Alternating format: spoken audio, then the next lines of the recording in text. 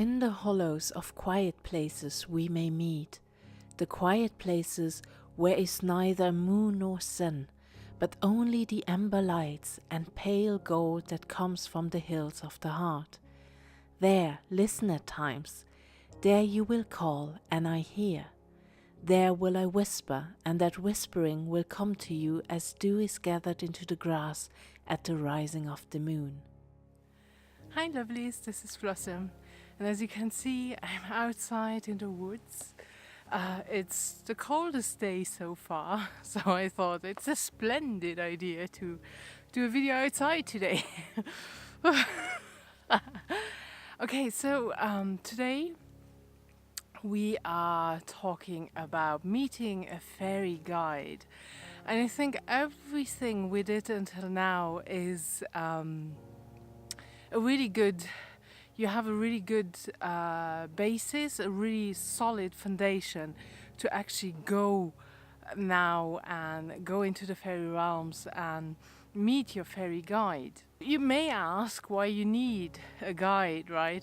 And I think, when we enter fairy, it is an unknown realm to many of us, and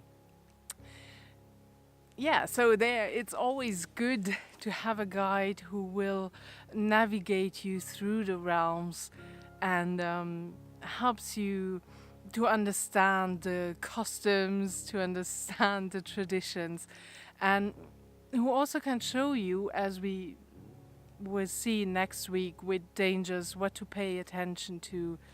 And you wouldn't visit really a foreign country without a map or without a GPS or whatever you use, right?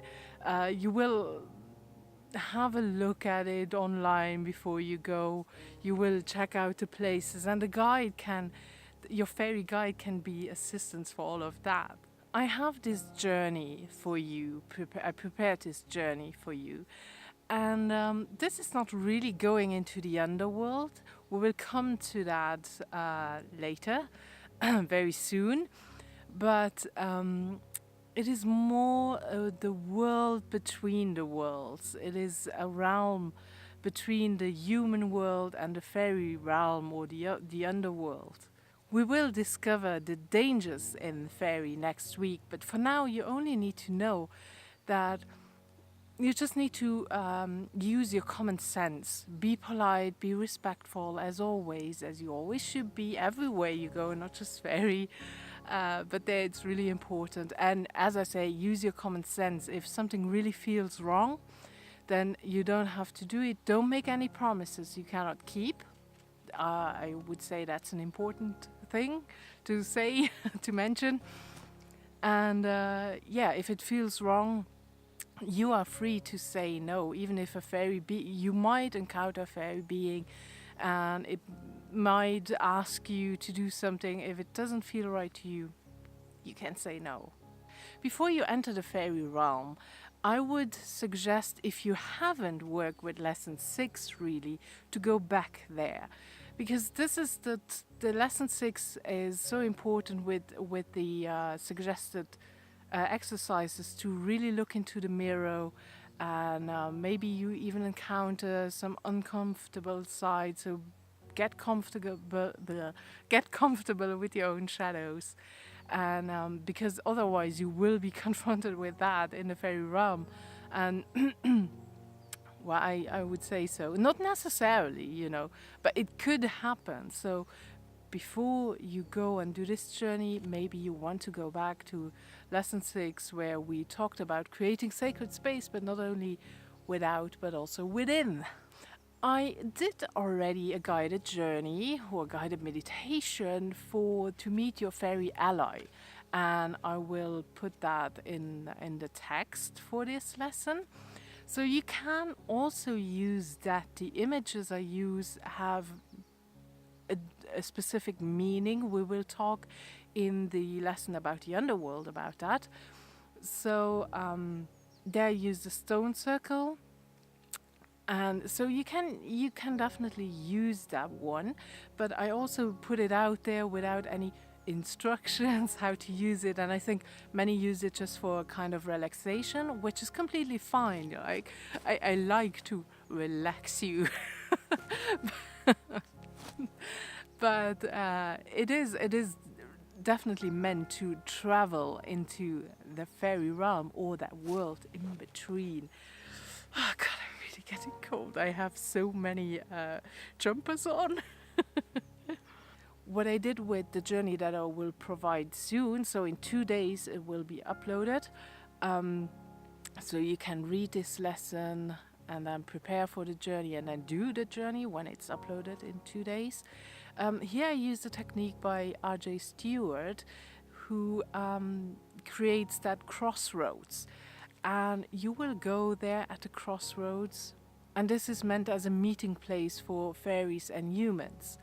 And he also always suggested to become very aware of the 7 directions, which I fully agree with, because it gives you a sense of place. So you have kind of an orientation even in other realms. And in this journey, so I will provide 2 more journeys for you. And in this one, I will talk a little bit more, but I also give you enough time to explore the realm on your own. And for the underworld journey that is coming, not next week, but the week after, I will give you also a journey, and it just guide you in, and from there you go on your own. What is important before you start these journeys is that you always ground yourself before or and after. This is really needed, and I'm afraid that is often neglected, the grounding techniques. And it doesn't have to be something really long. Just sit down and imagine how your roots go down. And you can do that just before you start your journey, right?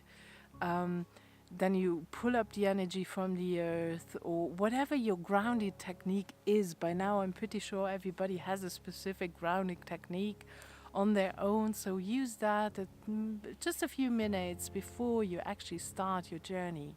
So when you are on your journey and you entered that space, that world between the worlds, and whatever you see or whoever you meet, don't analyze it. You can do that later, but during your journey, don't analyze it. Just let it happen, because then the logical side of the brain comes in and it will ruin everything. No, but it's just, no judgment there. Just let it happen. See what happens. Observe. And you may see, different shapes of fairy. That can be everything. And don't judge it by how it looks. If you see a cute little winged fairy, that's possible. If you see a tall, Tolkien-like fey being, that's possible. Maybe your fairy guide will be some kind of animal. Maybe it's some fluid form that you don't know really what it is. That is possible. So don't overanalyze here. And as always, write it down in your journal when you're done with your journey, because as always, it can just disappear when we go back to our normal world. So, and it's always nice to look back when you started your first journey, how it was then, and then later. It's always fun. I like to go back and read it again. So what I do in this journey is, so I guide you in, and we will focus a bit on the 7 directions. So we will stay a bit with that in the journey. And then you can go and explore on your own, meet your fairy guide. And I have a call back signal. So this will be 3 bells. 3 times I will ring a bell, and then okay, slowly come back, and I will slowly guide you out again. So that. I also write that in the text for this lesson, that I started this journey a few years ago with R.J. Stewart, and he wrote in his book The Well of Light. that it is necessary to do this journey at least 7 days in a row, and and every day at the same time. So I have to be honest, when I first read that, I was, that's a rigid structure, I can't do that. So my work is, I don't have a fixed schedule. So for me, it's hard to do something every day at the same time. Yeah, for me it was difficult, but I really, really wanted to try it. And so I made room to make that journey every day at the same time for 7 days in a row. I did it longer, I don't remember anymore, but I really got great, I really had great experiences. Yeah, sorry. I really, I really did had great experiences, and I think it's really a good idea to do it that way.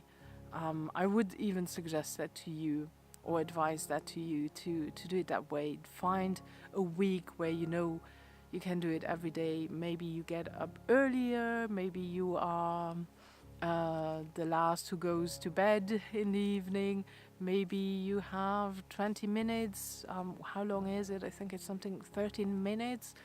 So with the grounding, maybe just take, 20 minutes to ground yourself quickly before do that journey. Write quickly a few notes in your journal. You don't have to spend a lot of time with writing it in your journal, right? Just a few prompts, just a few keywords is really enough. So, and when you meet your guide, ask him questions. So you can ask his name, his, its name, and maybe you don't get the right name, but he will give you one name you can call him. Ask him, her, it, if it want to be your guide. And you can also ask if you can help them in any way, if they need your help for anything. So that is always a good thing to ask. And then also we will enter different realms. So when I talk about the 7 directions, there are different realms for the 7 directions. You may even ask your fairy guide, maybe not the first time, but when you do the journey for the second time or the third time, to bring you into those realms. And so the idea is just the idea of the crossroads. You don't necessarily need me or my journey to go to the crossroads. Just listen to it a few times and then you can go on your own. Maybe you prefer not to have music, so that is always a difficult thing with the journeys, right? I always put music in it because it helps me. I enjoy music. Maybe you just want drums. Just drumming, regular drum beat. Or maybe you want complete quiet. Maybe you hate the music I chose and you want a different music. That is all fine. Just use it for the first, the second, the third time. Or even if you want to use it all the time, that's fine too. But no, you can do it on your own, right? You just have always to go back to the crossroads, and then also be aware of the 7 direction: east, south, east, south, west, north, above, below, and within, in the center. I really hope this is helpful. For more information, go to my homepage, read the text for this lesson. It might be helpful before you do your journey. And as I said, the journey will be out in 2 days. I wish you much fun with it. Write me how it went for you, how you experienced the journey. I'm really curious to know. Thank you so much for watching. Have a wonderful day. Much love and many blessings, and bye-bye.